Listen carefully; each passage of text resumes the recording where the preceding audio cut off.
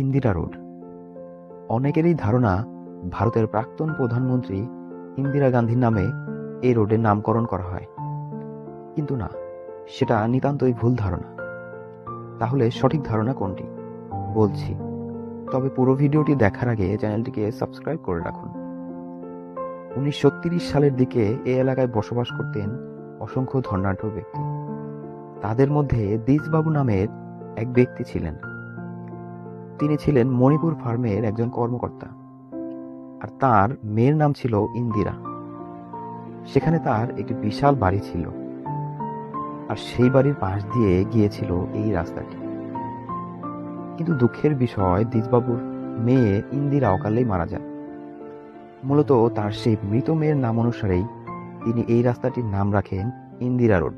এরকম ভিডিও আরও পেতে থাকুন বাংলা রূপের সাথে।